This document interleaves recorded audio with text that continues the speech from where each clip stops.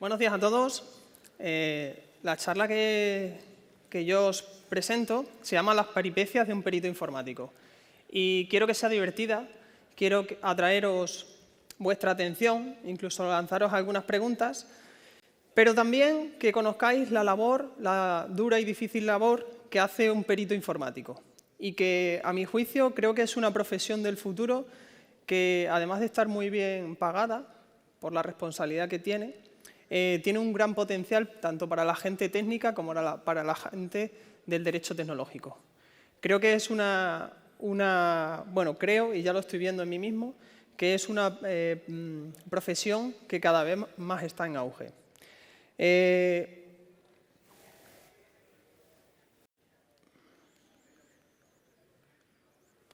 Primeramente presentarme, aunque ya lo he hecho, Desiré. Soy profesor en la Escuela Politécnica de Cáceres de Ingeniería Informática y colegiado número 103 del Colegio Profesional de Ingenieros en Informática de Extremadura. Para ser perito hay que estar colegiado. Me gustaría no solo presentarme a mí, a una persona, sino a dos personas más que son para mí y han sido referentes y lo serán siempre en este ámbito de los peritajes, como son Andrés Caro, que es mi maestro, es la persona que me ha enseñado todo lo que sé, y José Aurelio García, que es un gran referente y que junto a ambos, tanto a Andrés como a José Aurelio y a Pablo García, hemos tenido en la Universidad de Extremadura el curso experto profesional en informática forense y derecho tecnológico. Y también os presento aquí abajo a mi ayudante, ¿vale? Este va a ser mi ayudante, que es la persona que durante estos peritajes que os voy a presentar me ha venido ayudando y nos irá lanzando algunas preguntas y también nos hará alguna aclaración. Si no quiero dejar más allá de dar las gracias de nuevo a INCIBE por este gran evento que realizan, CiberCan, y este es mi paso por CiberCan. Es mi quinto CiberCan, después de estar en Madrid 2005, donde realicé una ponencia de análisis forense de discos. Ya era donde me iniciaba, en el año 2015. Esta foto me la realizó el gran Juan Díez, que junto a Guillermo Calvo, Aitana y otros compañeros llevan la parte de apoyo a la investigación desde INCIBE, esa gran labor que hacen. En León 2016 llevé a 2 equipos de alumnos de la Universidad de Extremadura a participar en el hackathon. Creo que también la universidad va más allá del aula, los alumnos deben de abrirse. Y en Málaga 2018 pude presentar una presentación que fue un poco polémica, hablando sobre sistemas de autenticación en las universidades. ¿Y qué os voy a contar hoy? Porque estaréis intrigados, ¿no? Os voy a contar 3 casos reales de peritajes y unas recomendaciones y cuáles son realmente las dificultades. Estos 3 casos son totalmente reales y son mis peripecias, lo que he llamado mis peripecias. El primer caso va a ir sobre fuga de información. Hablaremos qué es fuga de información. El segundo, un peritaje para invalidar las pruebas y las evidencias digitales que se aportaban en un juicio. El tercer caso, comprobación de liquidaciones entre una empresa y una administración pública. Y por último, como os decía, estas dificultades y recomendaciones. Pero el objetivo de la charla es transmitiros de forma transversal a todo ella conceptos aplicados a estos casos reales, ¿vale? Y conceptos que a lo mejor relacionados con la informática forense puede ser que no os llamen la atención y yo quiero despertaros esa pequeña atención porque necesitamos más peritos informáticos en España. Antes de empezar me gustaría solo aclarar unos pequeños conceptos y es que podáis pensar sobre qué es el análisis forense informático. Porque todos conocemos a los forenses, pero normalmente pensamos en los médicos. El análisis forense informático, como aquí dice, es la técnica especializada que nos permite identificar, preservar, hablaremos de qué es preservar, y analizar evidencias digitales para presentarlas en un proceso legal con las garantías técnicas y jurídicas, ¿vale?, necesarias. Por supuesto, hablaremos un poco de la cadena de custodia y veremos cómo en uno de los casos esa cadena estaba completamente rota. El realizar este tipo de análisis forense es un proceso metodológico, es decir, hay que seguir siempre un proceso muy metodológico. Hay que conocer muy bien la legislación para no incurrir en los derechos fundamentales de las personas, por ejemplo. Hay que poner muchísima atención en no invalidar evidencias digitales. Veremos cómo no invalidarlas o cómo de verdad impugnarlas. Y hay que ser una persona con muchos conocimientos expertos, porque después nos vamos a tener que poner delante de un juez. Cuando hagamos un informe pericial, normalmente te tienes que poner delante de un juez y de los distintos abogados para que te realicen las preguntas oportunas.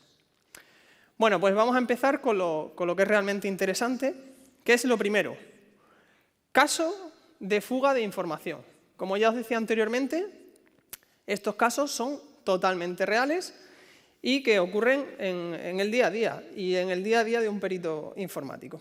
Este caso de fuga de información lo que hace es que realmente investigaba sobre si un trabajador de una empresa con una patente, la empresa con una patente, se estaba llevando información o no. Y os pongo un poco más en detalle. Descripción del contexto, que es lo que nosotros en los informes periciales ponemos motivo del informe. Empresa con patente, dedicada a la producción y fabricación de puertas. ¿Sí? A la producción y fabricación de puertas. Si ya os empezáis a preguntar qué hace un perito en una empresa de fabricación de puertas, pues es una buena pregunta, por supuesto. Lo siguiente, un trabajador en el que nosotros vamos a buscar la pista.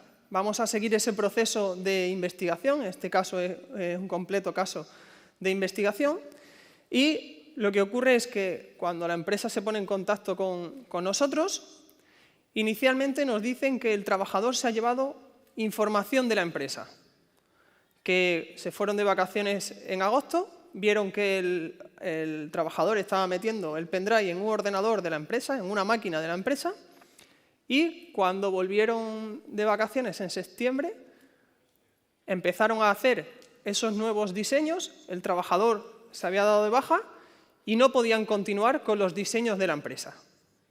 Y ahí fue cuando entraron las alarmas y decidieron avisarnos. Es importante, ¿vale? Y es una de las dificultades que cuando te enfrentas a un caso como perito, es una de las mayores dificultades, es entender el contexto, es decir, este alcance y estas limitaciones, ¿vale? Y por eso mi ayudante aquí siempre nos dice, piensa antes de actuar, ¿vale? Es una premisa importante, tienes que conocer bien el sistema antes de actuar. En este caso, el trabajador trabajaba en una cadena de producción donde hacían las puertas. En la cadena de producción, con unos 9 o 10 procesos, desde el corte que se hacía, los diferentes diseños que se iban haciendo, hasta las pruebas, ensamblaje, pruebas, revisiones, evaluación y cuando se enviaban, ¿vale? En la parte, el trabajador realizaba su trabajo en la parte del diseño. Es decir, el primero que se hacía era el corte de la puerta y lo segundo, ese diseño en el cual se ajustaban mayores cortes dentro de la puerta. Y una cosa importante es que la empresa tiene una patente, porque realmente tienen un sistema de anclaje que les hace ser muy competitivos a la hora de implantar puertas en cualquier edificio. El trabajador, como os decía, trabajaba en el segundo proceso de la cadena de producción con una máquina punzonadora que, enganchada a un ordenador, lo que hacía era los diseños de esas puertas. Hasta ahí nosotros entendemos bien el contexto. Bien. Realmente lo que se generaba de ese diseño, como podemos ver, el trabajador tecleaba esos diseños, bien en la máquina, bien en el ordenador, y se generaban ficheros con coordenadas. Simplemente eran ficheros con coordenadas que posteriormente la máquina punzonadora interpretaría.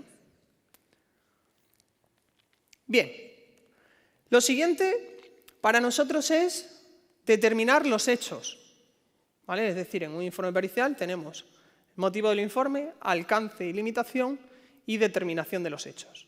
Estas van a ser las primeras partes. Bien, lo primero que nosotros nos planteamos como peritos y como investigadores es el estudio de la información existente en ese pendrive. Esto es antes de que empecemos a actuar, ¿vale? Antes de que empecemos realmente a utilizar incluso el pendrive. Lo siguiente es contrastar si la información que está almacenada en el pendrive tiene que ver con la actividad productiva de la empresa. Lógico. Y la búsqueda de posibles indicios que diluciden la fuga de información de la empresa. Es decir, tenemos que ver esos indicios si realmente ha habido esa fuga de información o no ha habido esa fuga de información. Y bueno, como se pone en todos los informes, se aclara que este perito en ningún caso va a evaluar el contenido de las evidencias digitales. Es decir, va a utilizar esa información para poder identificar estos indicios y crear una sucesión de las posibles cosas que han ido ocurriendo. Bien, partimos de esta determinación de los hechos. Esto es el primer paso en el que nosotros tenemos el punto de partida y ahora es cuando empezamos a trabajar con nuestras evidencias digitales.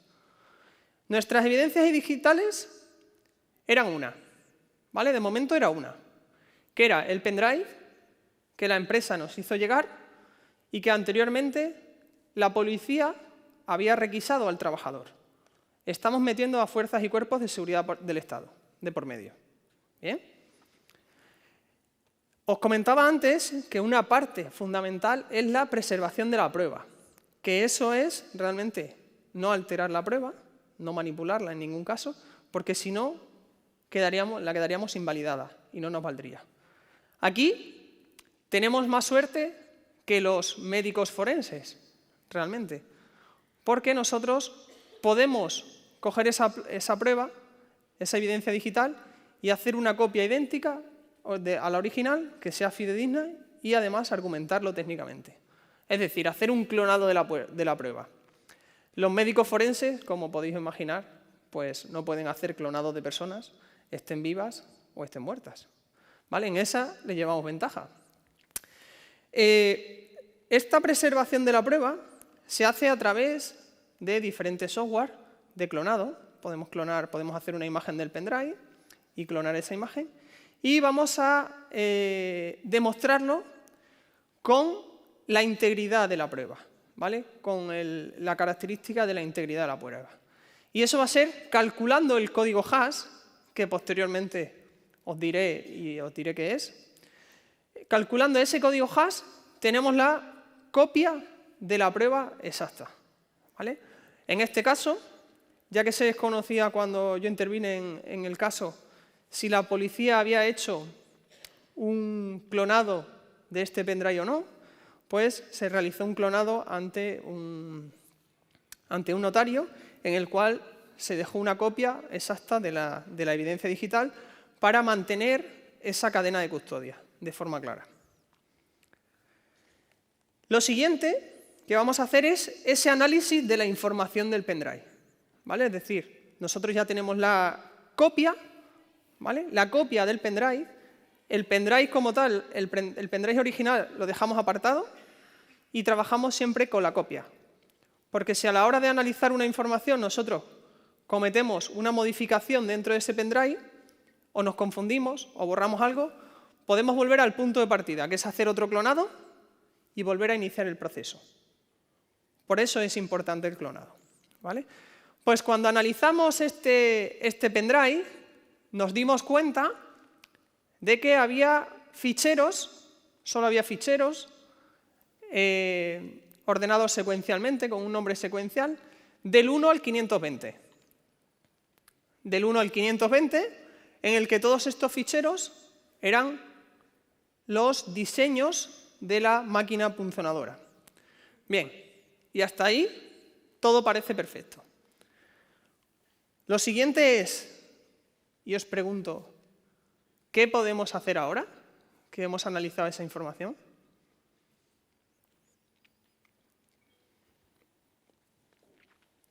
Nuestro siguiente paso es el proceso de investigación. Tenemos que ir más allá, a buscar donde hay cosas que no se ven.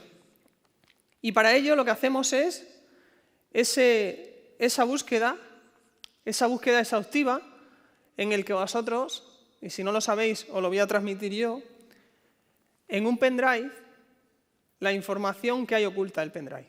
Cuando nosotros metemos información en un pendrive y lo llenamos de diferente información, de ficheros, música, etc., y borramos esa música, el borrado físico en la informática no existe. Existe el borrado lógico. El borrado físico sería lo que nosotros hacemos en papel cuando borramos con una goma. Sin embargo, en la informática existe el borrado lógico, y es: este fichero ha dejado de estar visible y este espacio está libre para ser ocupado por un nuevo fichero. Pero la información sigue estando. Y esto es un análisis forense de discos, de dispositivos de almacenamiento, en el cual recuperamos la información borrada. Cuando nosotros recuperamos esta información borrada, lo siguiente que hicimos fue estudiar los posibles metadatos, porque era algo que es muy importante a la hora de escribir nuestro informe pericial. Y ordenamos la información. ¿Sabéis qué nos encontramos? Pues lo siguiente que nos encontramos al hacer ese análisis de la información fue que en el pendrive a la vista inicialmente había del fichero 1 al 520 y sin embargo borrados había desde el 521 hasta el 867. Y además había otro tipo de información como índices que realmente indicaban a qué parte iba cada diseño y por otro lado órdenes de trabajo en imágenes. ¿Vale? Un primer indicio es que tenemos información borrada en ese pendrive. Bien, seguimos. Seguimos, que nos queda mucho. Ahora, dado y visto esto, encontrado esto, nos crea esta acción, nos lleva a tener una nueva evidencia digital, que es el ordenador de la empresa, donde acudimos una mañana de un festivo, porque las empresas no se pueden parar, a extraer ese disco duro del ordenador, a hacer un clonado de forma rápida y dejar de nuevo el disco duro del ordenador para que la empresa siguiese funcionando. ¿Para qué es esto? Pues realmente para determinar si en el ordenador de la empresa solo había del fichero 1 al 520 o se había producido la misma acción, que era borrar el resto de archivos. Bueno, pues aquí lo que nos encontramos con realizar este mismo proceso fue que no, que en el ordenador de la empresa solo había desde el fichero 1 al 519 y estaban completamente visibles. Sin embargo, en el pendrive tenemos del 1 al 867. ¿Vale? Ya os podéis ir haciendo una idea de por dónde va el caso. Conclusiones que se determinan, y esta es la parte más importante, porque el informe lo podemos hacer en parte hasta la necesidad que tengamos de que sea muy técnico, pero las conclusiones deben de aportar la suficiente claridad para que un juez o un abogado o cualquier persona las pueda entender. ¿Qué demostramos nosotros? En primera instancia, que el pendrive estuvo conectado al ordenador de la empresa. ¿Vale? Eso se puede ver, eso se puede identificar. Qué dispositivos han estado conectados en un ordenador y ver cuál es su número de serie. A través de su número de serie podemos saber cuáles han estado conectados. Bien, lo siguiente, y se demostró, última fecha, un 13 de agosto. Si los ficheros almacenados contenían información relacionada con la actividad productiva de la empresa. Hemos dicho que sí, porque realmente eran todos los diseños. Bien. Que el pendrive contenía ficheros borrados con los diseños de la actividad de la empresa. Y por último, y la más concluyente, porque las conclusiones deben ser concluyentes y los peritos nos tenemos que mojar en las conclusiones, porque al final estamos facilitando el trabajo de los jueces, es que hay ficheros borrados que únicamente estaban almacenados en el pendrive del trabajador y no en el ordenador de la empresa.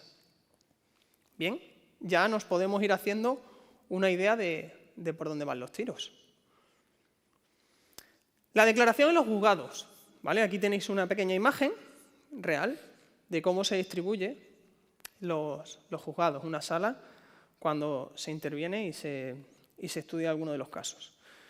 Bueno, los peritos normalmente intervenimos al final. Primero intervienen todos los declarantes de una y de la otra parte y por último intervienen los peritos. Al menos siempre ha sido así, ¿vale?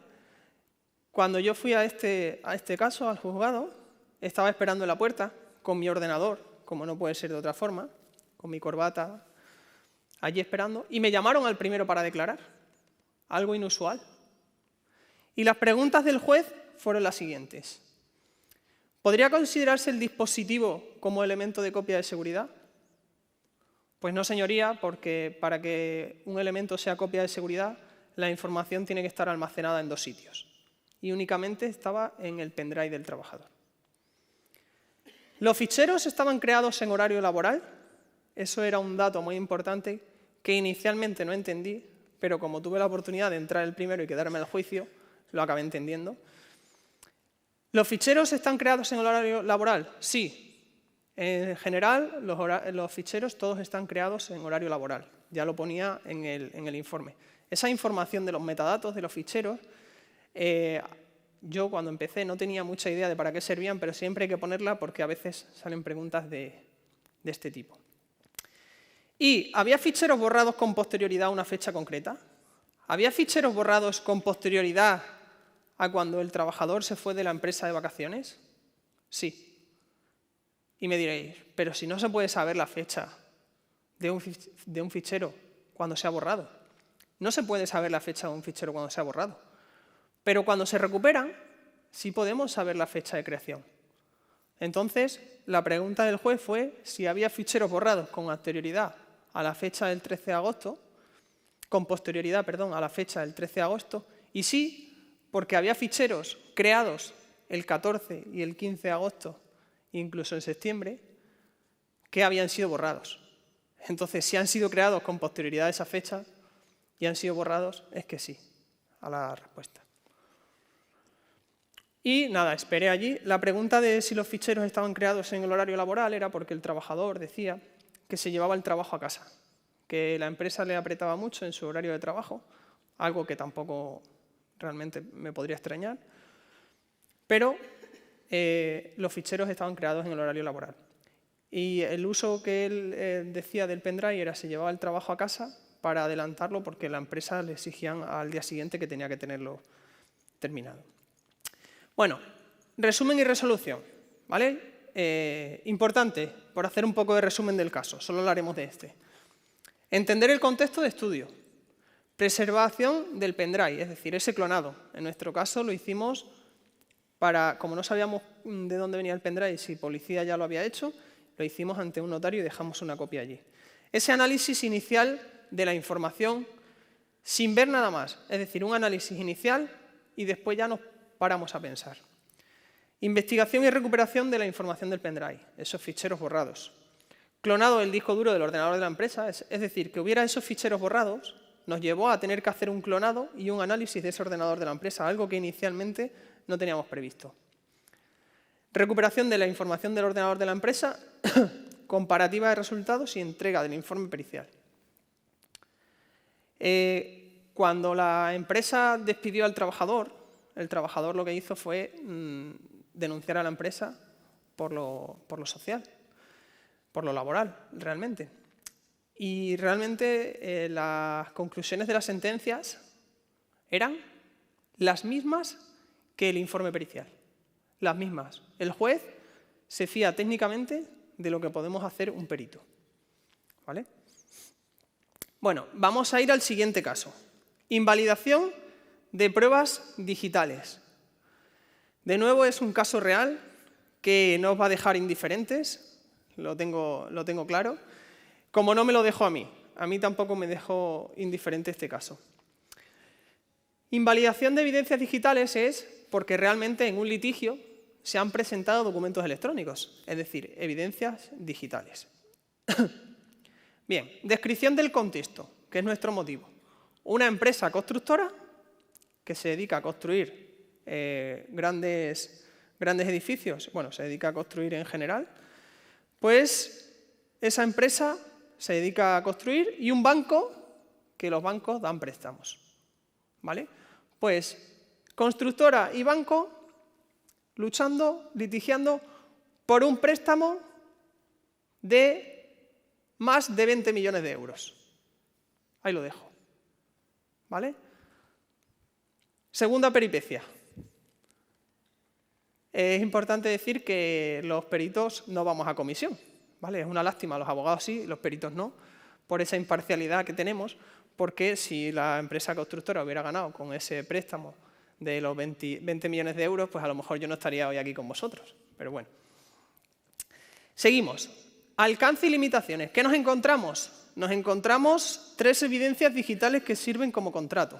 ¿Vale? Es decir, el litigio comenzó diciendo que realmente el préstamo dado en 2008, y el informe pericial se hizo en 2018, en 2008, realmente tenía unos intereses tóxicos. Todos conocemos cuestiones de la cláusula suelo, etcétera, etcétera. Pero el caso se fue encauzando a que las evidencias digitales que se presentaban, que el banco presentó, no las presentó de forma adecuada. Y veréis qué cosas pasan por el medio y cómo acaba, que son increíbles. ¿Habéis visto lo que le ha pasado a mi ayudante? ¿Que se ha dado la vuelta? Porque no podía creer lo que veía. ¿Vale? ¿En serio estas son las pruebas? Es decir, un CD con una conversación telefónica del año 2008 que en primera instancia aparecía en el índice documental es el índice de pruebas, pero que después no llegó a la parte de la constructora. ¿Vale? Se aportaba en el índice, se indicaba en observaciones, ni siquiera como un documento electrónico, sino en las observaciones se aportan 2 CDs, uno para el juzgado y otro para la parte de la constructora, y 2 correos electrónicos aportados como captura de pantalla. Qué poca seriedad, para empezar. Eso es lo primero, ¿no? Que estemos ante un caso así de un préstamo de 20 millones de euros y las pruebas digitales estén aportadas así. También se trabajó con esa conversación, una conversación de 7 minutos y algo, para ver si existían posibles cortes, porque dada la poca fiabilidad de estas pruebas, pues podían tener cortes y manipulación de la conversación. Bien, determinación de los hechos. 2 cositas. Estudio de los CDs de audio facilitados, que corresponden con una grabación del año 2008, y estudio de la validez de los correos electrónicos. ¿Vale? Igualmente, es preciso aclarar que este perito en ningún caso va a evaluar el contenido de las evidencias, sino simplemente las va a tratar desde el punto de vista técnico, ¿vale? Que es en lo que somos especialistas. Bien, en este momento aquí tengo que hacer un pequeño inciso de esos conceptos que os quería introducir. Y la ley de firma electrónica, en su artículo 3.5, nos dice que se considera un documento electrónico la información de cualquier naturaleza en forma electrónica, archivada en un soporte electrónico según un formato determinado y susceptible de identificación, tratamiento diferenciado. Vale. ¿Eso qué quiere decir? Pues que un fichero electrónico es un audio, un PDF, un TXT, un correo electrónico. Aunque no podamos, los correos electrónicos estamos acostumbrados a imprimirlos, pero esa no es la forma de aportarlos a un juicio. Hay que aportarlas técnicamente con las garantías y los principios básicos de integridad y autenticidad. ¿Y cómo se consigue esa integridad? Pues es la que nos dan los algoritmos de cifrado. Y es extrayendo ese DNI que cada uno tenemos, nuestro DNI o nuestro número de identificación personal, que es en este caso el hash, que va a garantizar que las copias que hagamos, las copias que hiciéramos de mí, serían exactamente igual a mí. Es decir, una copia idéntica a la original y fidedigna. ¿Bien? Hasta ahí todo correcto. Y luego la autenticidad. Es necesario que personas expertas, imparciales, que cumplen el código deontológico, realmente sean las encargadas de hacer estos informes periciales porque tienen la cualificación técnica demostrada. ¿Vale? Y ya en las últimas sentencias de hace unos años se están tirando informes periciales porque las hacen peritos sin esa cualificación de estudios necesaria. Y es necesario documentar todo ese proceso de acceso a la prueba, obtención y extracción, transferencia, tratamiento y almacenamiento que hagamos de ella. Es decir, lo que es la cadena de custodia. Cuando en la tele estamos acostumbrados a ver en las series policíacas que se siguen ese procedimiento tan escrupuloso con las pruebas, nosotros también tenemos que seguirlo, ¿vale? Principios básicos, integridad y autenticidad. Luego también la parte de claridad, es decir, que cualquier persona, cualquier juez, abogado, persona, sea capaz de entenderlo. ¿Bien? ¿Vale? Seguimos. ¿Os acordáis por dónde íbamos? Íbamos porque teníamos las 3 evidencias digitales. Una era un CD, 2 correos electrónicos, pero ese CD no llegó nunca a la parte de la constructora. Entonces se solicitó la copia que tenía el juzgado. ¿Sabéis qué ocurrió? Que el juzgado había extraviado esa prueba. ¿Sí? Sí, el juzgado había extraviado la prueba. Y aquí es donde uno se empieza a cabrear. Lo que hizo la parte contraria del banco fue a la parte de la constructora y le dijo, bueno, yo aquí tengo una copia que te puedo hacer llegar. Y es la copia que nos hizo llegar, que aquí me he basado simplemente en analizar la fecha de creación y modificación de este fichero, del CD1, ¿vale? Pero unos días antes de la vista, casualmente, solicitando al juzgado que nos diera una diligencia de que la prueba se había extraviado, casualmente la encuentran, ¿vale? Encuentran esta conversación telefónica que era la única prueba que servía como relación contractual entre el banco y la empresa. Sí, no habían firmado nada, yo no lo entiendo, pero es verdad que una conversación puede ser un contrato. Bien, pues cuando nos ponemos a analizar el fichero que nos llegaba, el CD que nos llegaba del juzgado, ¿qué creéis que ocurrió? La conversación se realizó en el año 2008. ¿Vale? Aquí tenemos una copia de la sacada en 2018 por la otra parte, por la parte del banco. ¿Sabéis qué ocurrió? Pues que nos llegó el CD. Y cuando nos pusimos a analizar ese CD extraviado, la fecha de creación de la prueba era del 1 de enero de 1995. Y no me estoy quedando con vosotros. ¿Vale? Podéis estar tan perplejos como estaba yo, que una y otra vez decía, bueno, voy a buscar otra vez los metadatos porque esto aquí algo está fallando que no puede ser. Pues no, claramente lo que se ve es que hay una manipulación de esa prueba y que se ha grabado de nuevo en un ordenador posiblemente muy antiguo. Y como vemos aquí, pues realmente nada, ni el tamaño, ni el nombre, ni el tipo del formato concordaban.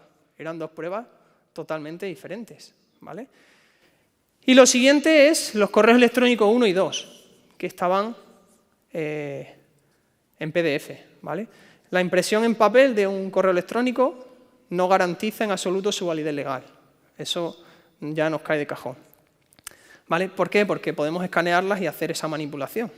Y podemos hacer que el pato Donald le diga cualquier cosa a Spiderman en un correo electrónico. Bien, es necesario aportar ese hash de descargarnos ese fichero de correo electrónico. El correo electrónico es un fichero. Nosotros en nuestra cuenta de Gmail podemos darle a mostrar el original y a descargar ese fichero. Y nos lo va a descargar en un punto LM, ML. Hay diferentes ficheros dependiendo del gestor que nosotros utilicemos. Bien, pero es necesario identificar esa cabecera de los correos con ese origen, de un lado, ese destinatario, y quiénes son las personas a las cuales están identificadas que les llega ese correo. Bien, como conclusión, había varias, pero la primordial es que este perito afirma fehacientemente que desde el punto de vista pericial declara la invalidez de las evidencias digitales aportadas. CD1, CD2, correo electrónico 1 y correo electrónico 2. ¿Por qué? Pues por no haberse presentado de acuerdo a los procedimientos periciales informáticos adecuados y habiéndose perdido la cadena de custodia, toda vez que no se dispone de la firma digital que a mí me permita saber cuál es la copia original. ¿Vale? Imaginaos cuando vais a un juicio con un informe que está anulando las evidencias digitales y que además al juzgado no lo queda en buen lugar. ¿Vale? ¿Podéis saber qué ocurrió en la declaración en los juzgados?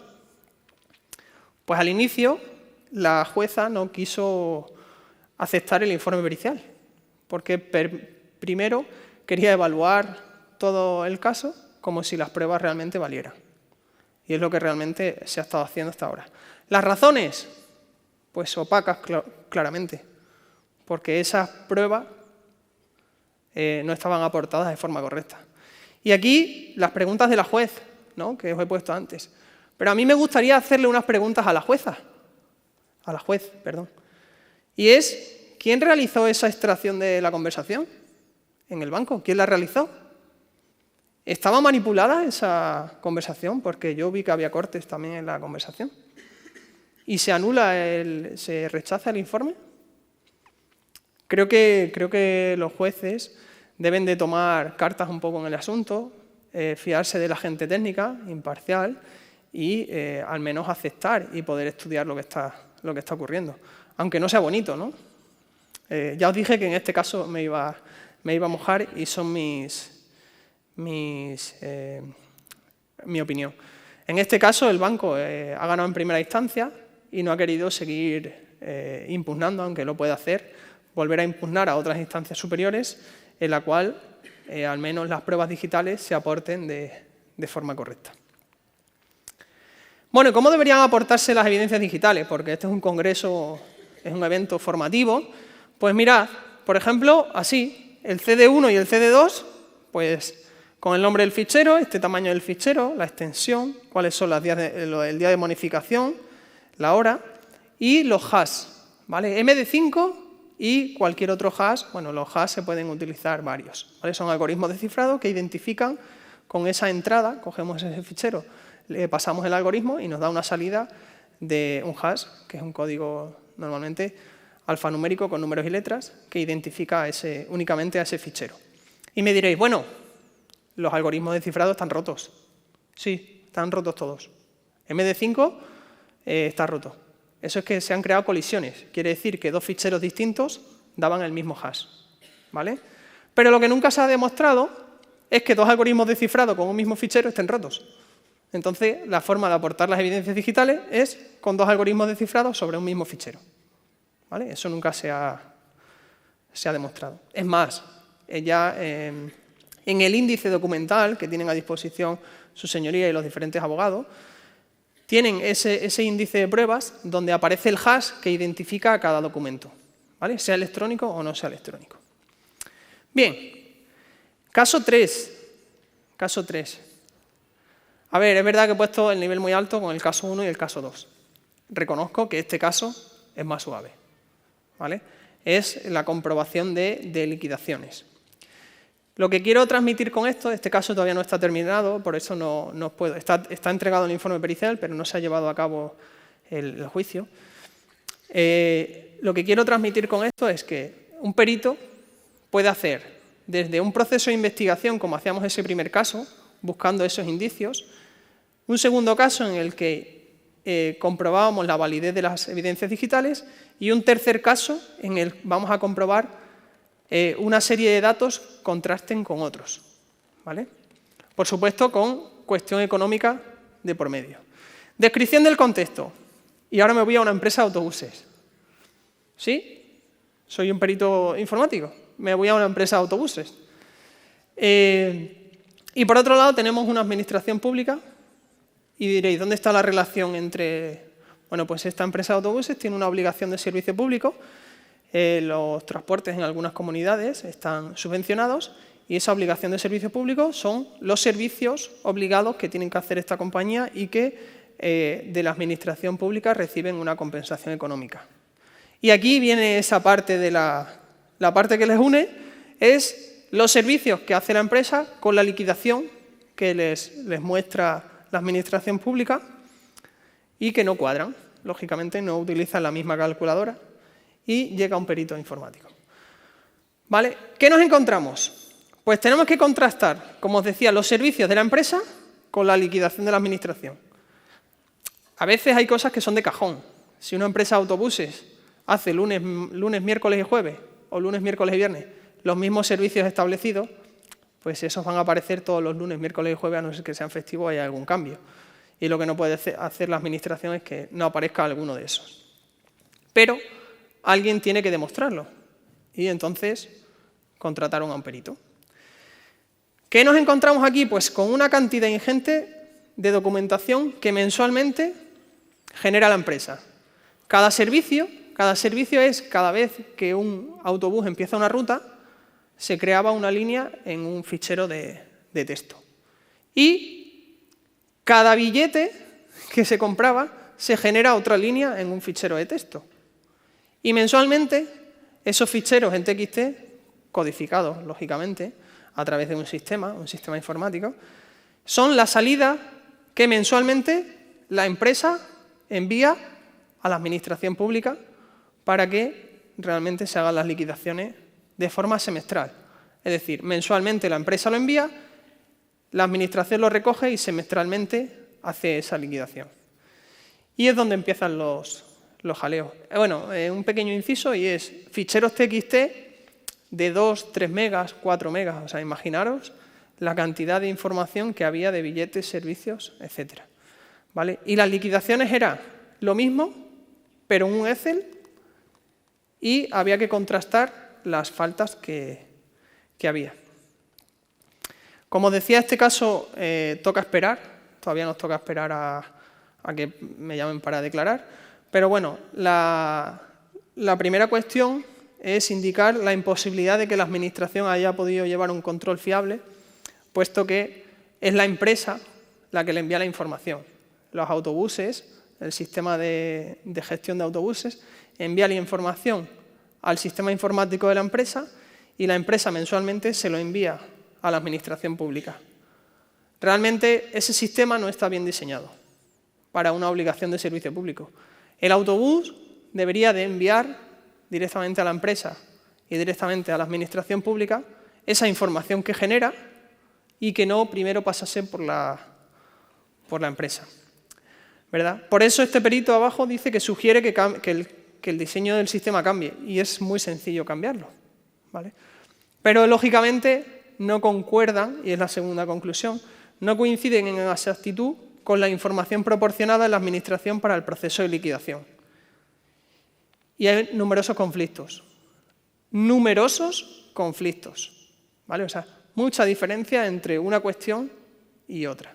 Y algo así es bastante extraño, ¿vale? Pero como os decía, de momento nos toca esperar. Lo que os quería es traer la experiencia del caso de analizar y al final crearte un sistema con una serie de scripts que cojan de un fichero y lo comprueben con el fichero Excel y empiecen a cuadrar todo eso. Han sido 8 meses de trabajo que, bueno, al final pues da una serie de frutos y una serie de conclusiones que ahora pues terminarán como termine. Bien, ya voy a la última parte, y es estas dificultades y recomendaciones que os decía, ¿no? ¿Cuáles son las dificultades con las cuales nos encontramos un perito? Pues realmente lo podéis ver, bueno, o a lo mejor ya identificar. He pasado desde una empresa de puertas a una constructora y a una empresa de autobuses, ¿vale? A una cooperativa de agricultores, a otra persona de ámbito personal, a una inmobiliaria. Un poco en general son los casos que he ido realizando en estos 2 últimos años.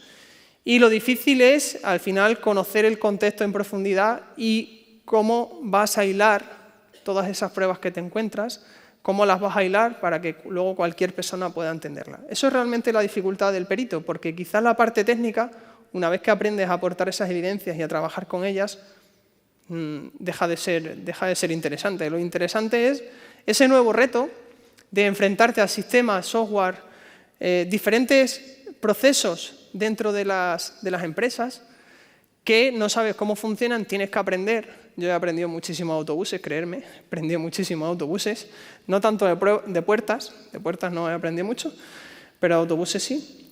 Y realmente hilar todo, construir todo ese caso es realmente lo complejo.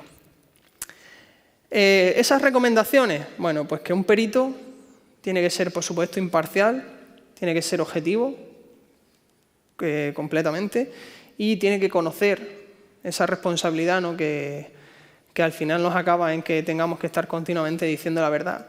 Es porque en cuanto que el perito conoce las faltas que tiene, las tachas o faltas que puede tener, pues realmente no hay otra opción que decir la verdad, ser responsable, objetivo y ser como tiene que ser un perito. Y es lo último que os quiero traer, y es el código deontológico, ¿vale? Todos los colegios profesionales de informática, telecomunicaciones, etcétera, bueno, los médicos, cualquier colegio profesional tiene un código deontológico que está normalmente diseñado para cumplir una serie de aspectos que no pongan en juicio nuestro valor, ¿no? Y que seamos realmente, pues, objetivos. Tenemos que mantener esa confidencialidad, esa integridad y sobre todo ser competentes. Es decir, tenemos que tener los suficientes conocimientos y actitudes para poder afrontar diferentes casos con garantías. Y si en alguna cuestión no se controla, pues no hay ningún problema porque se puede dejar ese caso, se puede rechazar, no hay problema. Bueno, ya estoy terminando, pero en los últimos tiempos lo que me vengo encontrando es que las pruebas digitales, como habéis podido observar, ante litigios, no se aportan de forma adecuada, ¿vale? Aquí es, los jueces, es verdad, tienen la potestad de admitir una prueba que realmente pueda estar creada de forma inválida, ¿no?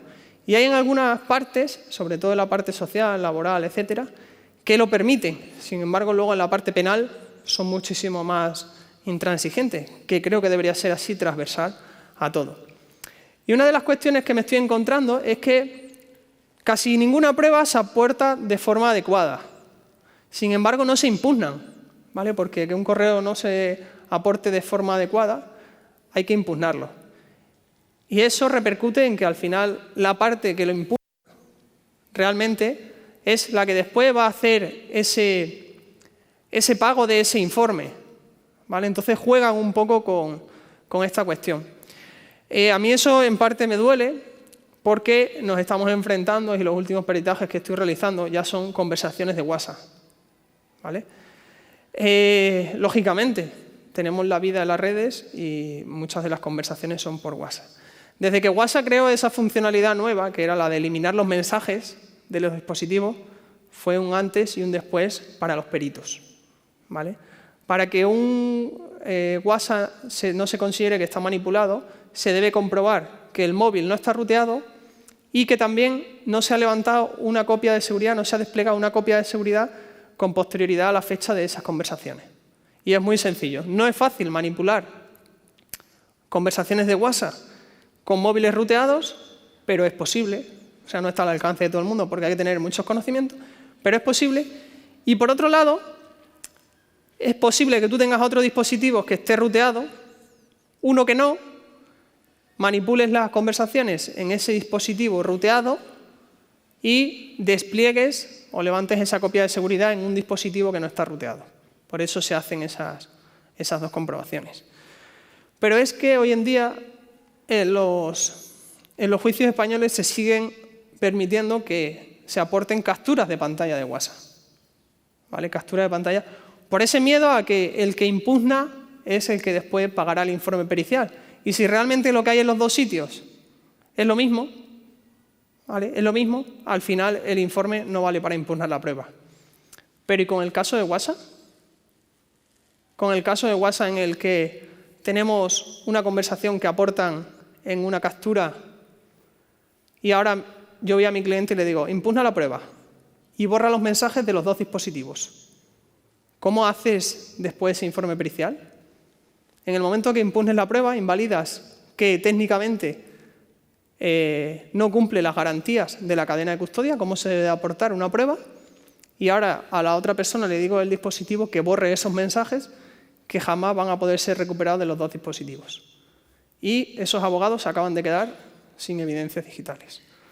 Con esto quería y ya termino, quería poner un poco en boca, y es mi intervención de hoy de aquí, y es que tanto jueces como abogados, quizás también los peritos, nos tengamos que divulgar más o preparar también, tener una mayor cantera de peritos, pero creo que los jueces deben de tomar conciencia y esa responsabilidad de solo aceptar pruebas que realmente estén aportadas de forma correcta. Y bueno, espero que mi intervención de hoy os haya gustado, y con esto os doy las gracias y continuaré con mis peripecias para traeroslas a otro año. Muchas gracias, estoy a vuestra disposición para las preguntas.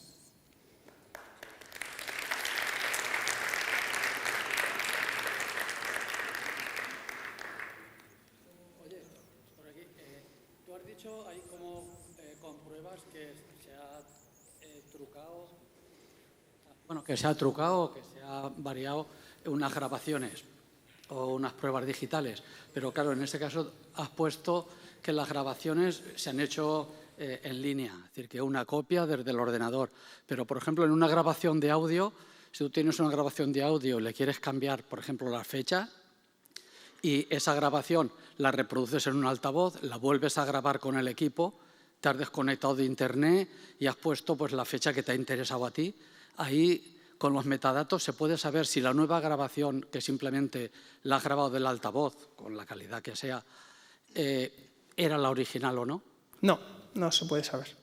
Lo que pasa es que lo que ocurre en estas ocasiones es que normalmente esa evidencia digital o está en un sistema que el perito debe de intervenir al sistema y de extraer el audio como es debido. Y si, por ejemplo, es una conversación de WhatsApp en que es un audio entre dos, está en dos partes, pues se puede pedir a la otra parte comprobar ese audio, ¿vale? Normalmente se confronta. Es verdad que se pueden manipular. Ahí lo que el perito tiene que ver es si la segunda evidencia, en este caso que me comenta, que está grabada a través de un altavoz, es la que realmente es la evidencia original, ¿vale? Es lo que tendría que averiguar. Porque si estamos hablando, por ejemplo, de un audio, de una conversación de WhatsApp, a mí no me vale cuando voy a visitar a alguien que tengan esa conversación ya extraída en un ordenador. No me vale. No. Yo la quiero del sistema que graba, ¿vale? Es decir, yo me voy al sistema que graba. Si no, en ningún momento aporto esa evidencia de ninguna forma. O la saco yo del sistema que graba y que sé que es de donde viene la original, o en ningún momento voy a aportar ninguna evidencia. Entonces, si por ejemplo aquí a ti ahora te hemos grabado y ahora yo lo reproduzco, solo el sonido, con el mismo equipo, solo que lo he reproducido en un altavoz, no se podría saber si tú has hablado en la fecha de hoy o en la que yo ya he querido poner. Exacto, no se podría. Y cuando lo grabas eso en un CD, ¿siguen los metadatos grabados en el CD de los originales o...? Sí, cuando se graba, por ejemplo, en MP3, se sigue guardando el fichero, los metadatos del original. Lo podemos hacer con un PDF, con un fichero en Word, un audio o lo que sea, y se sigue guardando. Bien, mientras sea en línea se guardan los datos. Sí. Si lo has hecho una copia nueva, con la calidad que sea, todo empieza en ese día, y si tú a tu ordenador le has cambiado la fecha, se puede saber si se ha cambiado la fecha cuando tú has hecho la grabación nueva. Pero, y luego... Perdón, que le corte. Me gustaría hacer un pequeño inciso y es, si se ha hecho una copia exacta, es decir, un control-C, control-V de cualquier fichero electrónico, esa es una copia exacta a la original. Sí, ¿vale? No, yo en este caso no me refería a una copia exacta, que hayamos... Sí, es bien claro, grabada nuevamente. Sino lo grabas nuevo, te desconectas de Internet para que no se actualicen fechas ni nada y simulas que se está ocurriendo en ese momento. Sí. Ahí no habría manera de... No, está llegando un poco usted a la conclusión que yo llegué con la grabación del contrato del préstamo. Está llegando a esa conclusión, que fue una manipulación y que como no sabían la fecha realmente pues fue la primera que se les ocurrió poner, que sería la primera que el ordenador tenía eso o no tenía la pila. Ya, pero a veces incluso no se puede saber si ha sido una manipulación. Si no hay otra prueba que lo contraste, simplemente existe eso y no hay... Sí. ¿O se admite o no? Sí, eso es. Vale. Sintiéndolo Muchas mucho, gracias. chicos, se nos acaba el tiempo. Muchas gracias. No obstante, se puede seguir con la discusión fuera sin ningún problema, ¿verdad? Sí. Fuerte el aplauso para él. Muchísimas gracias por habernos acompañado hoy en Cibercamp. Muchas gracias a vosotros.